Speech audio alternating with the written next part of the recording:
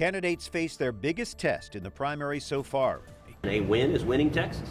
We can win, no question. How today's results could define the future of the presidential race. Apple's battle with the FBI. Now Congress weighs in on the debate over national security versus personal privacy. Tough questions for Cardinal Pell. His response to the church's handling of clergy sex abuse allegations. And rock concert in Cuba.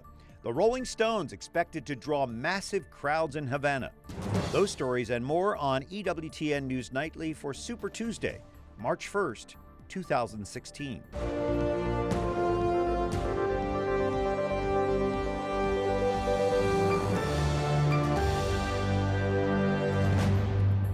Voters have their say today. With primaries in about a dozen states, Super Tuesday will likely be a campaign game changer. Good evening. Thanks for joining us. I'm Brian Patrick. We will soon know which candidates won the most delegates on this pivotal day of the primary season. Our political team has it covered tonight. Jason Calvi is in Alabama watching the SEC states. Wyatt Goolsby reports from Virginia, and we begin with Lauren Ashburn at our political desk here in Washington. Brian, it's hard to overestimate the importance of today's vote. It may force some candidates to abandon their presidential dreams. Both Donald Trump and Hillary Clinton are expected to sweep the day. Super Tuesday, I believe, is the most important day of the entire primary. Nearly 25% of Republican delegates and nearly a fifth of Democratic delegates are up for grabs in about a dozen states. What happens today will most likely reshape each nomination race. The latest national CNN ORC poll shows Hillary Clinton and Donald Trump are the ones to beat. Nationally, Clinton has 55% support among Democrats. Trump has more than 3 times the support of his nearest rival, Marco Rubio. Remember, there are a lot of late deciders, but I think it's still quite likely that Donald Trump will win on Super Tuesday. It's been a rough couple days for Donald Trump. He was attacked relentlessly by Rubio during last week's debate. Then, in an interview on Sunday, he declined to immediately disavow support from former Ku Klux Klan leader David Duke. I don't know anything about David Duke. Despite having distanced himself from Duke before and after that interview. So I've disavowed David Duke all weekend long on Facebook, on Twitter, and obviously it's never enough. On Monday, Black Lives Matters protesters interrupted Trump's event. Rubio has taken full advantage, trying to label Trump a con man and even taking shots at his appearance. He doesn't sweat because his pores are clogged from the spray tan that he uses. A new CNN ORC poll released this morning shows that in the general election, Clinton would easily beat Trump 52-44. But it would be a toss-up if Clinton faced Cruz or Rubio. Both have a slight lead over her. And the same poll shows Bernie Sanders would easily beat the top 3 Republican candidates, Trump, Rubio, and Cruz. Southern states play a key role in today's vote. Jason Calvi reports from Alabama, where people are still at the polls. Jason. Yeah, Lauren, I'm here at this county courthouse in Birmingham, Alabama. There are a steady stream of voters right now, not so much behind me, but it's a little bit of rain outside. Work is about to get out, so we're expecting a lot more as the night progresses. We haven't seen many yard signs. Actually, I only saw 1 yard sign for a presidential candidate, Senator Bernie Sanders. The television ads aren't nearly as much as we saw in Iowa, where every single ad was a political ad. Here in Alabama, not so much. Voting day has come to Alabama, and even a superhero for Super Tuesday. But Catholic businessman Terry Rumor says there's no superhero in this election. We really have to put our faith more in God, in the church, in the leadership of the church. Terry's grandfather opened up this garage in 1931. He says our country needs to reclaim the traditions of ages past. To be authentically Catholic male is to be sacrificial. No one candidate gives us all that we need to be successful in this country, to come out of the problems that we have found ourselves in. And so it leaves someone like me, who is trying to vote his conscience, very frustrated. Terry and fellow Catholics are a minority in this part of the country. The Diocese of Birmingham is about 3.5% to 4% Catholic of the total population. The Archdiocese of Mobile is more, because the closer you get to the coast, there's more Catholics, because it's a historical from the missionaries who came. They would stay around the coast. But we did find Catholics voting at this Baptist church in Birmingham. with many issues on their minds. Most important is the basics and life, and no sense of talking about an economy if not everyone has the right to live it. Senator Cruz is really focused on the South. He focused on this part of the country filled with evangelicals and social conservatives. But Donald Trump has been dominating the polls here, except for Cruz's home state of Texas. Lauren? Jason, beside the presidential race, there are a lot of other congressional battles across the country. Tell us about what's going on in Alabama. Well, Lauren, this will be the first test of how this outsider sentiment for this year. Think about Trump and Senator Sanders, sort of outsiders really dominating. Trump is especially dominating the Republican field right now. And right here in Alabama tonight, we're going to see how that might impact races at the congressional level. Senator Shelby has been in the Senate since 1987. Tonight, he faces 4 Republican competitors, and he's spending millions of dollars to try to stay in office, again, with a victory tonight. Lauren? Jason, thank you.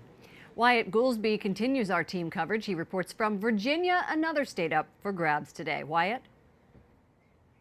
Lauren, Donald Trump and Hillary Clinton are in position to take a big lead in their respective parties here in Virginia. Tonight, voters are making their way after work to polling locations like this one here at St. Agnes Catholic Church in Arlington. And whether it's Republicans or Democrats, it's clear voters are showing up to the polls. The Super Tuesday polls have seen a steady stream of voters throughout the day. Even though it's just a primary, both Republicans and Democrats are making their push for last-minute votes. I'm just calling to ask for your support for Hillary in the presidential primary. Hillary Clinton supporters have good reason to keep up the reminder phone calls. Entry polls in the state suggest if she gets the turnout, she should be able to beat Senator Bernie Sanders. Clinton campaign. That is not how you win. Republican voters are weighing a whole host of issues. Marcia Bolds, who attends church at St. Agnes in Arlington, says after carefully reflecting on the issues, she decided to vote for Marco Rubio. He has the energy, the enthusiasm, and the integrity. He stands for family values. His family history indicates that this is a country where if you are a person of integrity, work hard, and do the best you can succeed in almost anything you do. Others, like Lucy, say she's voting for Trump, not because he's perfect, but because she thinks Republicans should unite to beat the Democratic nominee. For me, Donald Trump is a very strong personality. For some reason, I trust him, I believe. I know what the business people doing for their life, and I just trust him.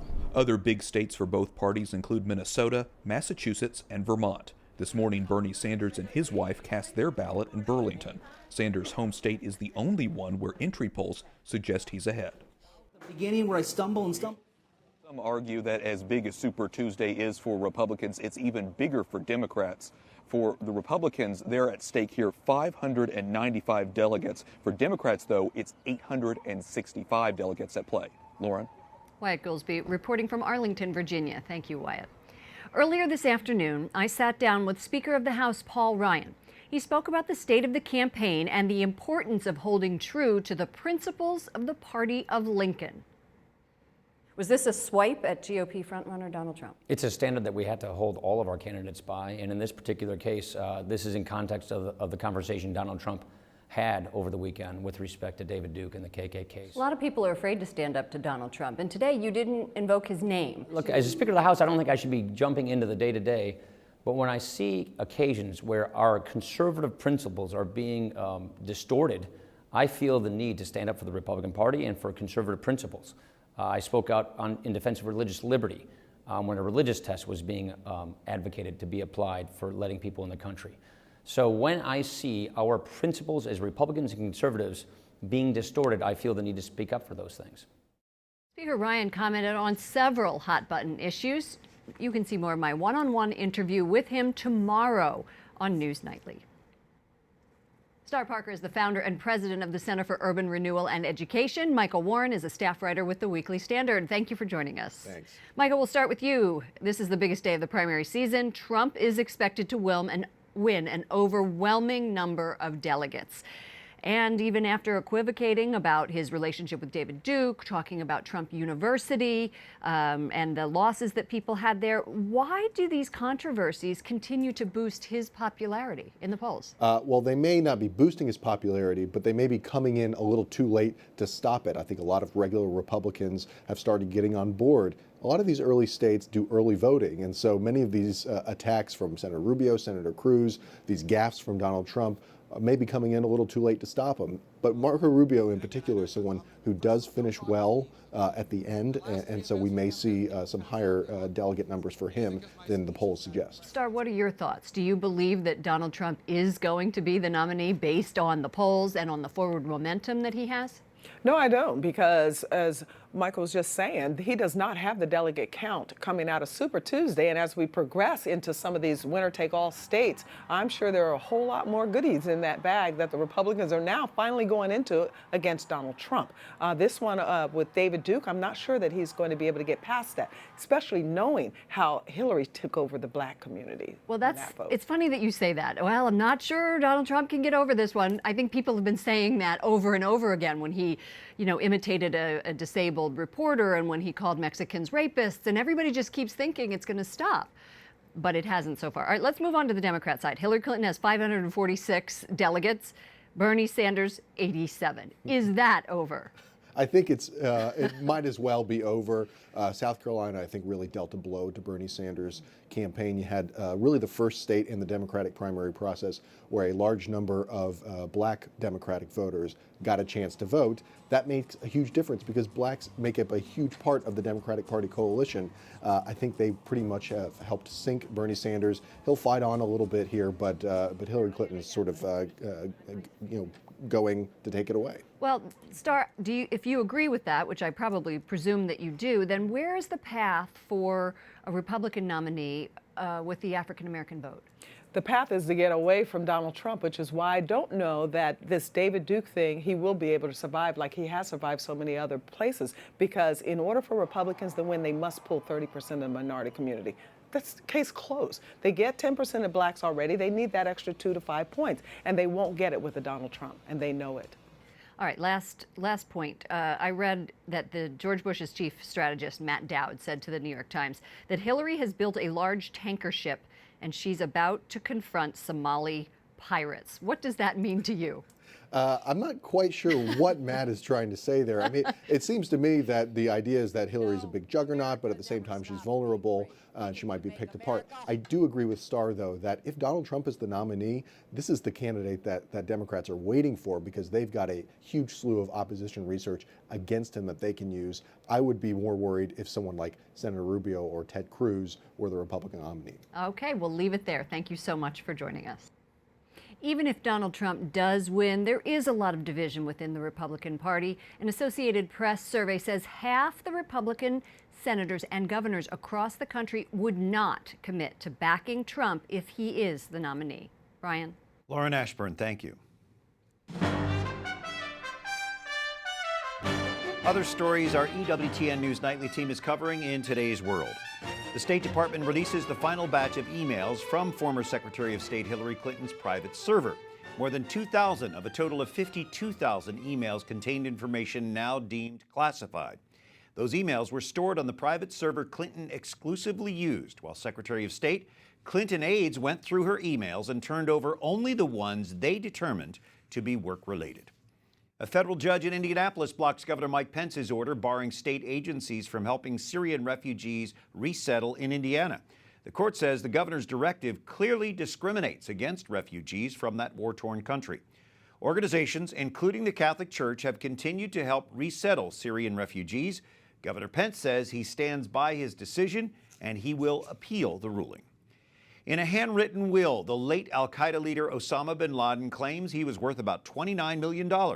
He wanted the bulk of that money to go to the terror network behind the September 11th attacks. The will was released today, along with more than 100 documents seized in a 2011 raid that killed bin Laden. The threat of sudden death was on his mind years before that fatal raid in Pakistan. "If I am to be killed," he wrote in a 2008 letter to his father, "pray for me a lot." Coming up, Apple questioned by Congress, why the iPhone maker is concerned about helping the FBI. And a cardinal tells Australian investigators the church made big mistakes, but he was in the dark.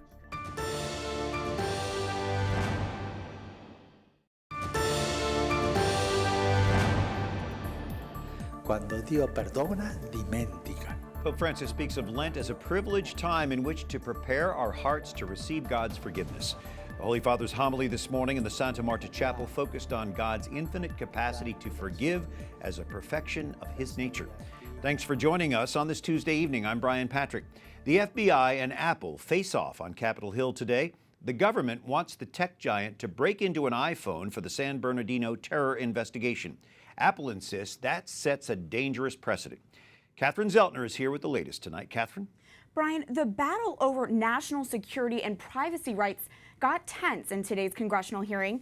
FBI Director James Comey reiterated it's the hardest issue he's faced in government. Today's hearing focused on encryption, which is a way to secure data. Comey describes it as a vicious guard dog that prevents the government from picking the lock to the shooter's phone. When pressed by members of the House Judiciary Committee, Comey says it's necessary. Apple lets the FBI bypass privacy functions. This case in San Bernardino is not about the FBI, it's not about Apple, it's not about Congress, it's not about anything other than trying to do a competent investigation in an ongoing active case. But Apple's top lawyer says the FBI's order would extend to other cases. Building that software tool would not affect just one iPhone. It would weaken the security for all of them. In fact, just last week, Director Comey agreed, and I think we heard the same here today, that the FBI would likely use this as precedent for other cases involving other phones. Both Apple and the FBI agree these privacy and security questions deserve lengthy conversation. FBI Director Comey put it this way: both parties are good people who see the world through different lenses. Today's hearing comes one day after Apple scored a big win in a similar case. A New York federal judge ruled investigators cannot force Apple to unlock an iPhone owned by a convicted drug dealer. Brian? Very difficult issue. Thank you, Catherine. The Pope's top financial advisor is testifying in Rome about child sex abuse in Australia in the 1970s when he was a priest there. Our Rome producer Mary Shovlain spoke with Cardinal George Pell and sex abuse survivors who came from Australia to Rome for this hearing. Mary, you attended the hearing. Summarize it for us, if you would. Good evening, Brian. That's right. Last evening's discussions focused mainly on what Cardinal Pell did or didn't know about the many transfers of a Father Gerald Ridsdale. He's Australia's worst convicted pedophile. He was convicted of abusing over 50 children. And under Bishop Mulcairns, he was transferred from parish to parish over a decade. He was questioned repeatedly, Cardinal Pell was, whether he knew why Father Ridsdale was transferred again and again, and it was because of course, now we know because of accusations of pedophilia. Cardinal Pell said he had no knowledge of those events. Now, you say there are about 24 survivors who are sitting in the front row of this hearing, clearly in Cardinal Pell's sight. You spoke with some of them. What did they say? That's right. The survivors who were here, they decided only 3 weeks ago to come. They created a crowdsourcing funding to get them here. They raised about $80,000 to be here. They're in those front two rows, as you mentioned. So as Cardinal Pell is giving testimony, they're there hearing it and reacting as well. We spoke to them at the break, a bunch of us journalists, and they said they're really here, still looking for healing, still looking for answers. And they cannot believe that Cardinal Pell did not know anything. And that is what the group of them as a group, that is what they believe. And they're hoping that these testimonies that Cardinal Pell is giving, that they, in their words, will finally tell the truth. And finally, Mary, could this hearing lead to charges against Cardinal Pell? We have to remember that this Royal Commission, which was created in 2013, is an investigative body. So these hearings, Cardinal Pell, we have to remember, is participating in this voluntarily. He's giving knowledge of what he knows voluntarily. They gather all the information. Now, this Royal Commission can then make a recommendation to the courts on whether they think there is anything criminal here to prosecute. Mary Shovlain, our producer from Rome. Thank you, Mary. Thank you, Brian. And the first-year president of Maryland's Mount St. Mary's University steps down. Simon Newman's resignation comes after a published comment he made about struggling freshmen ignited sharp criticism. The Board of Trustees names Carl Einolf, dean of the business school, acting president. The Mount is the nation's second oldest Catholic university. Up next, remembering Justice Antonin Scalia. today's tribute to the conservative Catholic. And you can see the Rolling Stones for free, but there's a catch. We'll tell you about their concert in Cuba.